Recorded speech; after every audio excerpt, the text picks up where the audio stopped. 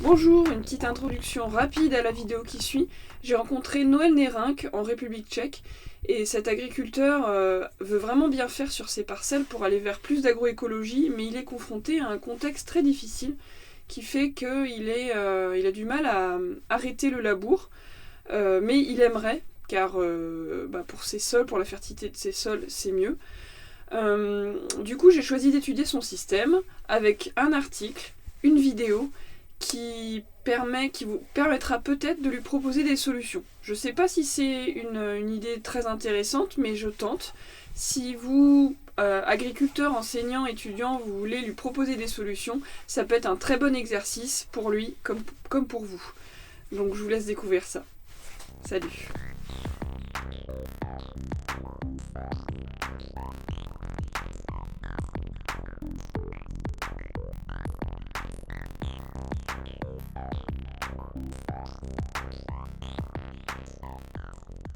Donc je suis installé en République tchèque depuis 12 ans. Je suis originaire de France. Je suis à côté de Cluj-Napoletanu, en Bohémie. J'exploite 360 hectares pour un peu moins de 20 îlots, donc c'est très avantageux. Par contre, on a derrière ça d'autres soucis, c'est que les îlots ne reflètent pas du tout le cadastre. Par exemple, ici derrière moi, j'ai une parcelle de 26 hectares qui en fait a à peu près 80 micro-parcelles cadastrales, si vous voulez.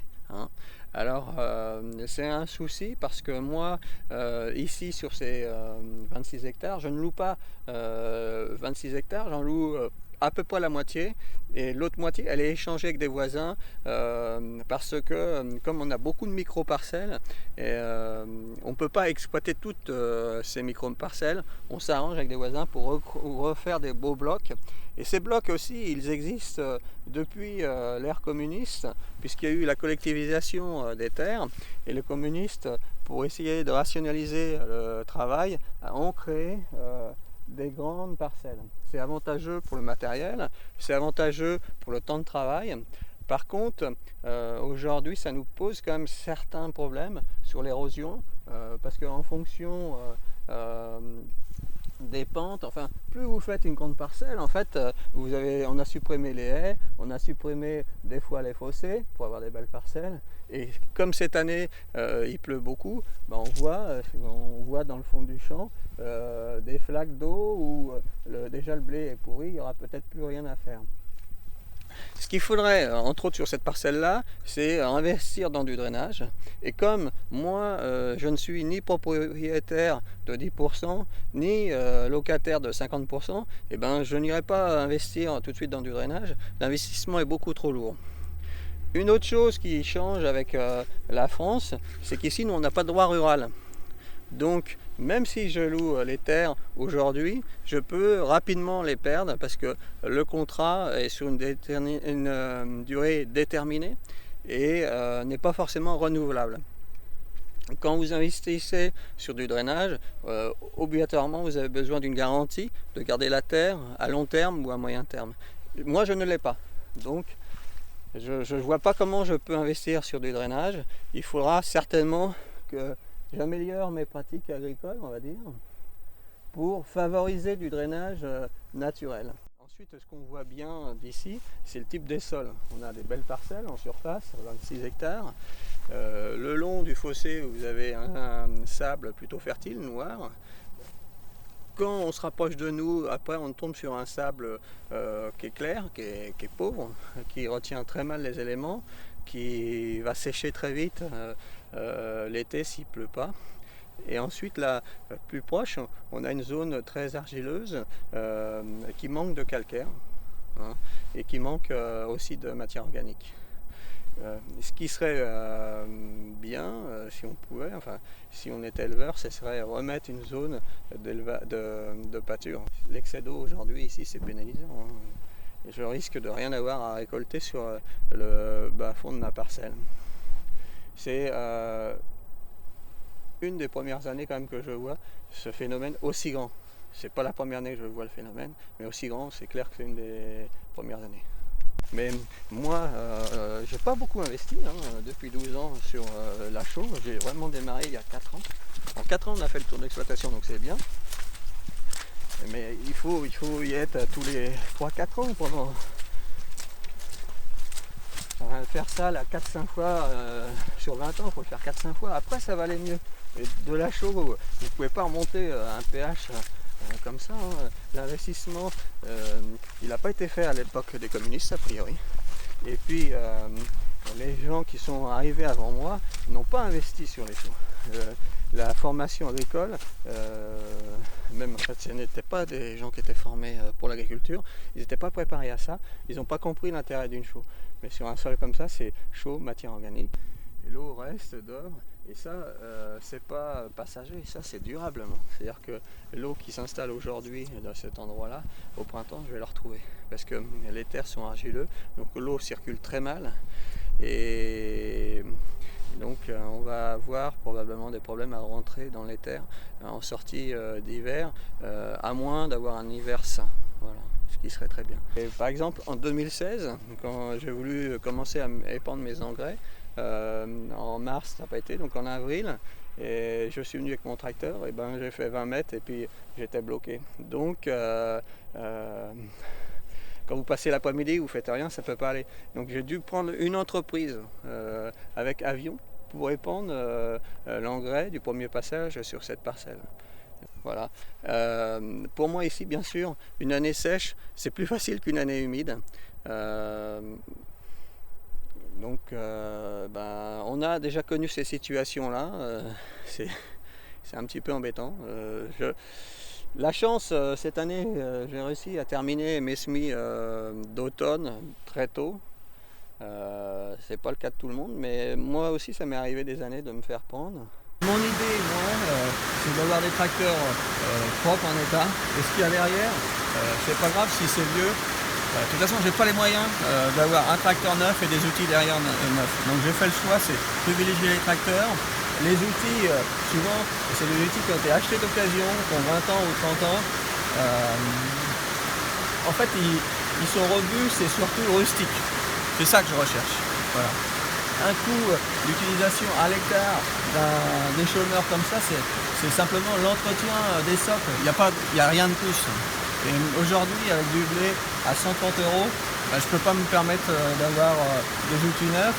Ou alors, je vais avoir 3 outils et puis il va m'en manquer 10 parce que je ne pourrais pas tout faire moi-même. Et je pense qu'il est mieux d'acheter des outils moins chers et avoir à peu près la gamme complète. Voilà. C'est pour ça que d'ailleurs que j'ai une herse rotative et encore un semoir de semis simplifié, on va dire. J'ai pas voulu avoir que le semis simplifié ou que la herse rotative. Le semis simplifié à l'automne encore cette année, quand on avait en début de saison des bonnes conditions, en 2 jours, vous semez ce que vous allez pratiquement semer en une semaine avec un outil comme ça. C'est avantageux. Quand vous avez les conditions climatiques, celui-ci est très avantageux, c'est évident. Par contre, dès qu'il commence à pleuvoir, il faut le mettre en hangar et puis attendre l'année d'après. Je ne l'utilise pas au pied parce que je trouve qu'on n'a pas de débit de chantier et c'est très gourmand en puissance. J'ai pratiquement pas le tracteur pour le tirer. Donc ensuite, même si je pense que ça reste un bon outil, il y a très peu de jours dans l'année pour l'utiliser. Et c'est ça le gros inconvénient. C'est pas un outil du tout polyvalent en fait. Ensuite, attention à ce genre d'outil, si vous l'utilisez juste avant les semis, je l'ai fait quelques fois quand je faisais encore du colza, juste avant les semis, en fait vous desséchez le sol en profondeur. Et si vous semez et qu'il n'y a pas de pluie tout de suite, en fait vous avez un lit de semence qui est très sec sur 20 cm, et là votre colza il est des mois à démarrer. Et s'il n'est pas suffisamment développé pour l'hiver, au printemps vous n'avez pas grand chose. Et donc ici on n'a pas ou peu de cumam, parce qu'en fait il y a des grandes structures. Moi j'ai 350 hectares. Les exploitations voisines sont à 2 jusqu'à 6000 hectares.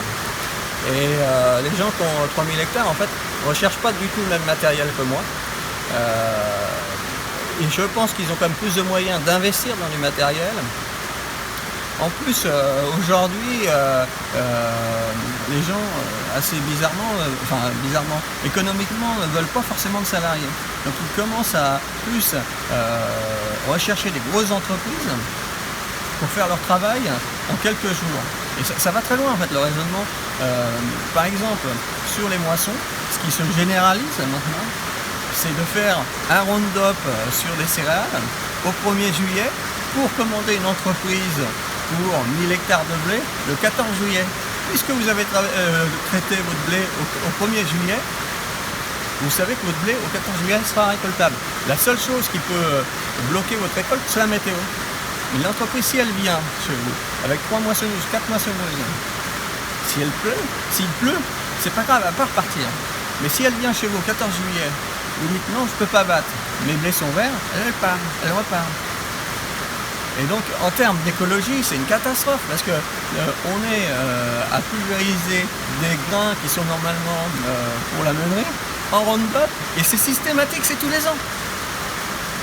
Bon, l'implantation est souvent très difficile. On finit de récolter les blés et les colzas devraient être implantés. Ensuite, c'est une culture très exigeante en intrants. Vous semez dès le semis, il faut commencer à désherber parce que il y a entre autres beaucoup de géranium. Si l'implantation était faite tardivement, vous devez déjà pratiquement apporter de l'engrais dès l'automne. Les insecticides, tout de suite, ça démarre aussi. Et donc pour moi, c'est une culture qui demande beaucoup trop de charges. Ensuite, si on a une sortie d'hiver un peu humide ici, les terres sont mal drainées, donc l'eau reste en surface, le colza n'apprécie pas. Donc perte de pied importante. Ensuite, dès que le printemps arrive, de nouveau les insectes qui arrivent et il faut traiter. Les insectes, le principal c'est l'altise et méligette, bien sûr. Et méligette. Mélange de variétés. Non, je n'ai pas fait mélange de variétés. Alors méligette, gros problème parce que même les nouveaux produits homologués il y a 3-4 ans, aujourd'hui c'est efficace une journée, 2 jours et pas plus.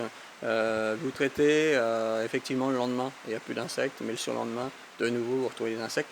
Notre problème ici c'est qu'il y a des grosses surfaces de colza et c'est très difficile donc à contrôler les parasites.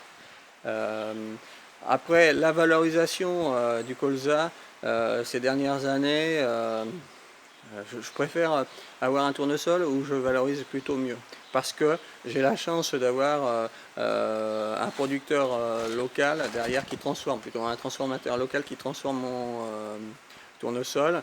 Alors tournesol aujourd'hui c'est en oléique. Il y a une filière, des nouveaux produits qui arrivent et sur un tournesol on n'a pas du tout les mêmes charges. On investit beaucoup moins. Bon, et c'est vrai que vous pouvez avoir aussi des années mauvaises, mais l'investissement il est moitié et peut-être même moins que sur un colza.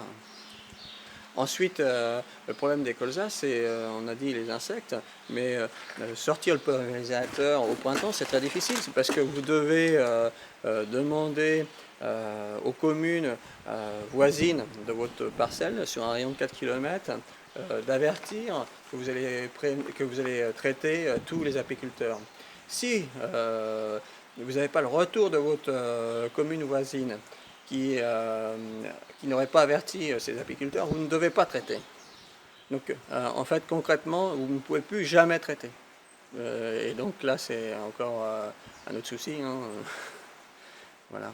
Je dirais que pour moi, la première chose de l'agroécologie aujourd'hui, ça serait de revenir sur des productions adaptées plus à notre région. Donc c'était des choses qui se faisaient il y a 50 ans, 100 ans en arrière. Par exemple ici, on produisait beaucoup de seigle, ça se dit gito pour les Tchèques.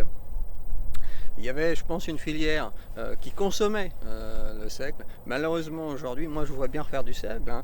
Ici, bon, effectivement, on a de l'argile, mais derrière, on a beaucoup plus de sable. Ça convient tout à fait au sable, au sol sableux, le seigle. Et aujourd'hui, produire, c'est pas un souci, mais on n'a pas d'acheteurs devant nous et c'est produire pour pas vendre, ça n'a aucun intérêt. Donc c'est ça l'agroécologie, je pense, en premier lieu, et ça peut s'appliquer partout. Produire ce que vous avez besoin localement, produire des productions qui sont adaptées à votre sol, produire des productions qui sont adaptées à votre région. Voilà. Première chose, parce que vous allez avoir un meilleur rendement et puis vous n'allez pas demander du transport, vous n'allez pas impacter l'environnement, l'écologie à cause du transport. Si la culture est adaptée à votre région, vous aurez besoin de moins de pesticides, moins d'intrants. Après, c'est changer peut-être un peu nos comportements par rapport aux engrais, aux pesticides. Actuellement, la rémunération du blé meunier ne me valorise pas mes intrants en engrais et en pesticides. Donc je préfère produire un blé qui sera peut-être vendu un petit peu moins cher, mais vu que j'ai investi beaucoup moins, je retrouve en fait ma marge. On a un taux de matière organique trop faible, souvent. Donc la matière organique, par exemple, ça retient l'eau. Là, on voit l'eau, elle recoule. S'il y avait plus de matière organique et l'eau ne coulerait pas, elle serait retenue. Donc, matière organique, c'est soit des fumiers, soit des intercultures. Laisser aussi peut-être plus les pailles après récolte. Donc c'est très large en fait, c'est très difficile aussi parce que c'est pas parce que vous allez apporter une année du fumier que vous allez résoudre le problème, c'est sur plusieurs rotations. Ce que j'aimerais, c'est ici concrètement, c'est quand même améliorer les problèmes d'eau, on voit bien. Alors aujourd'hui on a trop d'eau, mais ça ne veut pas dire que dans 6 mois il va nous manquer de l'eau. Et donc améliorer l'eau, améliorer la structure, la fertilité, en fait c'est lié, c'est très lié. Ce qui est important, je pense, pour toutes les générations, c'est ne pas dégrader les sols. Parce que, bon, bien sûr, pour nous, il y a à manger, on arrive à produire, mais si on continue, est-ce que nos enfants, nos petits-enfants arriveront à nourrir la planète? Ça n'est pas tout à fait certain. J'en suis pas tout à fait certain.